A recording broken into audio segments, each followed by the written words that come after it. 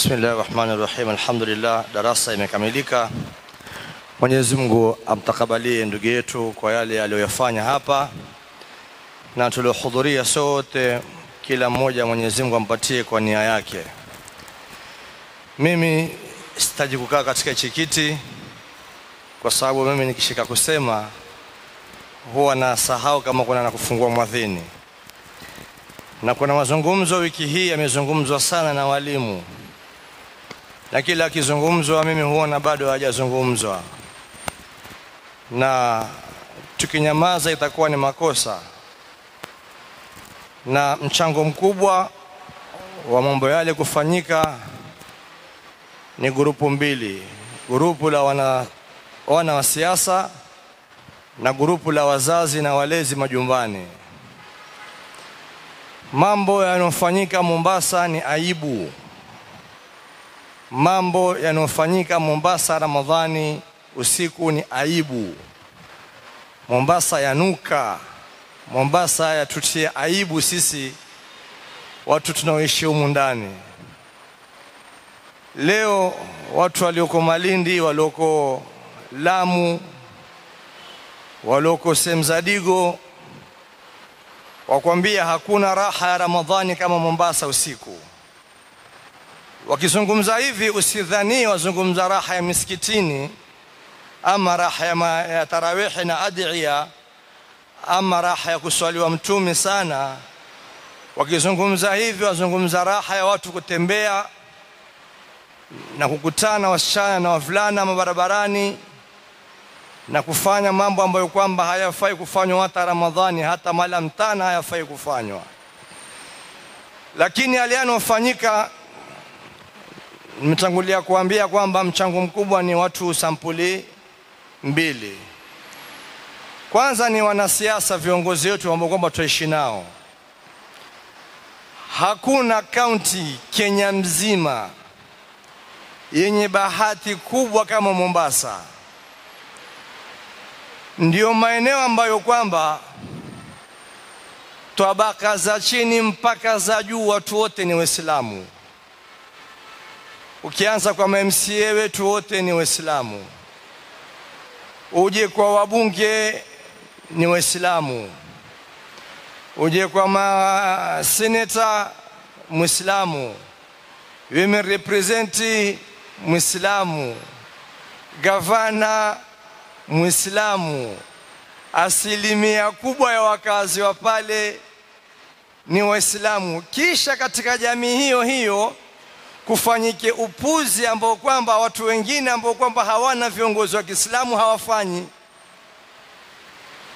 Mfano, hii barabara tunayoiona hapa, hii barabara ilifungwa na kiongozi wa serikali. Ujue nguvu zao ni sampuli gani hawa watu.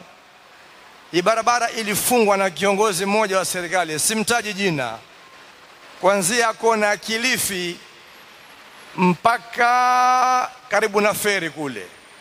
Upande wa kule wakaambiwa kuna corona, hakuna kuingia mtu wala kutoka mtu. Au mmesahau nyinyi mambo haya? Mwakumbuka? Kukaekwa mapolisi kila mahali, ukiingia waeka 50 kwenye kiboksi, ukitoka waeka 50. Ikiwa kiongozi yule, Ustadh Nkindatema niambie, ikiwa kiongozi yule wa kiserikali aliweza kuwafungia watu wasiingie wala wasitoke katika shughuli za maisha yao za kawaida, kama kwenda makazini, kwenda majumbani, kwenda kwenye shughuli zao, wakazuiwa watu wasitoke, na likawezekana na likafanyika. Kiongozi mwingine ambaye kwamba amekaa kiti cha yule, ilitakiwa pia awe na nguvu kama yule.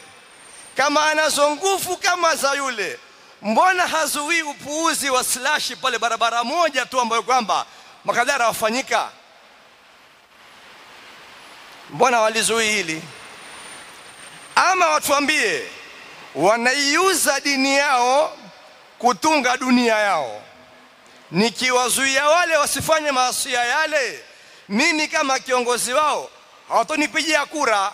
Sasa acha dini iharibike lakini dunia yangu ibakie mahali pazuri. Huu ni upande wa kwanza, na nikiingia mlango huo kuwashambulia hao nitafikisha ishai hapa.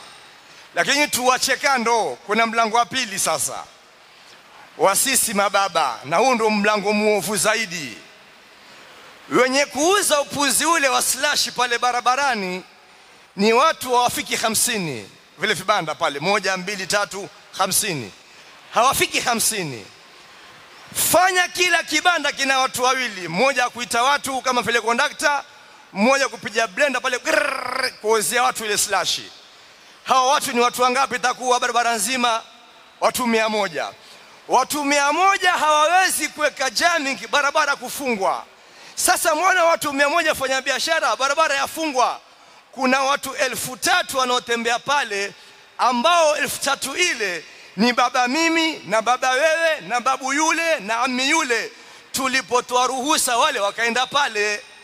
Lau tungelizuia ruhusa watu wasiende kwenye slashi, wale wangeliuza hasara. Baada ya kuuza hasara wangeliwacha.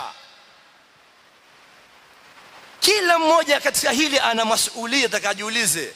Wale wanaokwenda pale ni watu wana wazazi ama hawana wazazi? Wanao. Kama hana mzazi ana mume, ama hana mume anaye. Kama hana mume ana ammi. Sasa hapa nimetoa darasa hapa, niko pale nyuma nikasema niachie kidogo na mimi hapo.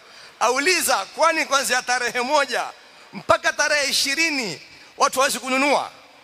Waweza, lakini tuangoja 21, yale masiku matakatifu zaidi ndio tumuudhi Mwenyezi Mungu zaidi.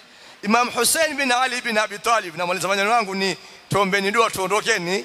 Imam Hussein bin Ali bin Abi Talib huyu, baada babake kuuliwa Sayyidina Ali bin Abi Talib, na masiku ni haya ya Ramadhani 20 nafikiri hapo, alifanywa njama bwana mkubwa kwenye Al-Kaaba, wakazungumza watu ndio wakamuua Sayyidina Ali bin Abi Talib, na wakamuua. Siku ya 40 baada ya kuzikwa Sayyidina Ali, Sayyidina Hussein, wanazuoni wengine wanasema alifanya kama shughuli kualika watu. Lengo lake ni kuwatolea mawaidha wale watu, kuwaelezea mambo yanayofanyika. Hutuba ile iliyotolewa na wakati ule na Sayyidina Hussein bin Ali bin Abi Talib ilitakiwa isomwe sasa tena Mombasa. Tena isomwe Masjid Nuri peke yake, na kila mahali isomwe, na siku somwa tu, na itabikishwe hutuba ile. Huyu bwana amezungumza mingi, hutuba yake maarufu, vitabu imeeleza, lakini kuna kipande nitaka kidogo mimi na nyinyi kisome, alafu mtaona yale madhara ya kunyamazia haki yako wapi. Sayyidina Al-Hussein asema baada mazungumzo mingi, alafu akasema haya, ala tarauna ila al-haqqi la yu'malu bihi, hivi nyinyi hamuoni kwamba haki haitendeki? Wa ila al-batili la yutanaha anhu, wala batili haikatazwi. Yale yanayofanyika pale ni ya batili, na watu kila mmoja mfanya nini? Amenyamaza kimya. Mimi Yahya Maulana, kama mimi sauti yangu ni ndogo, sina hata YouTube yangu, nikipiga kelele hapa, labda huyu bwana alionirekodi hapo ndo jamaa taonaona huko, tena ntukanwe pengine, azungumza nini huyo? Lakini kuna mashekhe wanazo sauti wao, mbona hawatumii sauti zao kukataza batili ile? Asema ala tarauna ila al-haqqi la yu'malu bihi wa ila al-batili la yutanaha anhu, wala batili haikatazwi.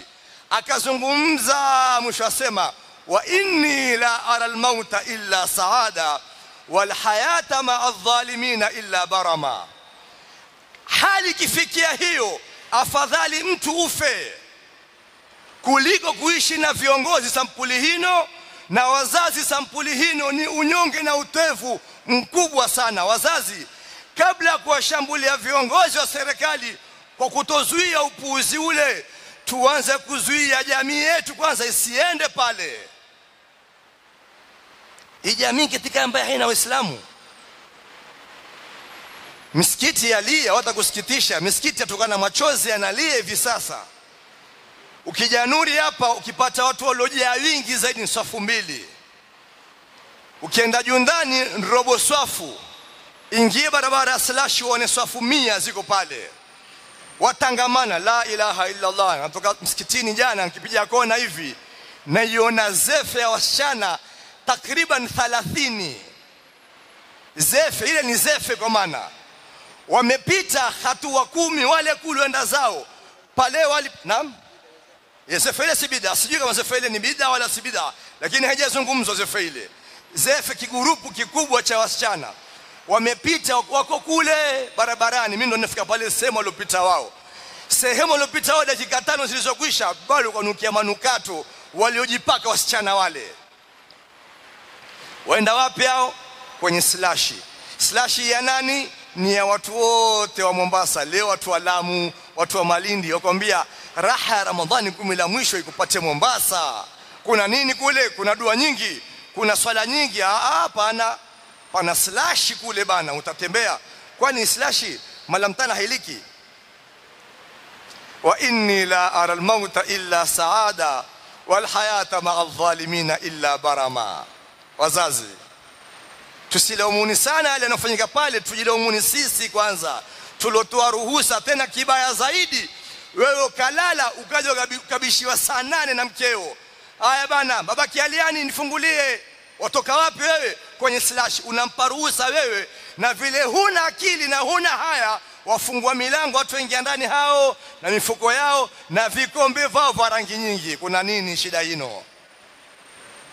Mtume Muhammad alayhi salatu wasalam, sitaji kutoa darasa, namaliza nukta mwisho nikae, asema siku ya kiyama kutaletwa barobaro. Na hii hadithi nitaja barobaro, akokotwa apelekwa motoni, huku yuachapwa yualia kweli kweli. Kuulizwe amfanya dhambi gani huyo, mbona apigwa namna hiyo? Manake yeye tayari enda motoni kwenye adhabu, na huku yuachapwa yuaburutwa yupelekwa kweli kweli. Amfanya nini huyu? Ambiwe huyu kijana huyu barobaro ilimjilia Ramadhani, fantahaka hurmata Ramadhan, akaikosea heshima, hakumwasi Mwenyezi Mungu, aliikosea heshima Ramadhani. Adhabu yake ni hii, kule kwenda kurandaranda pale kwenye slashi, kuangalia wanawake ambao kwamba wewe hufai kuwaona. Wewe huoni hili ni kukosea heshima Ramadhani?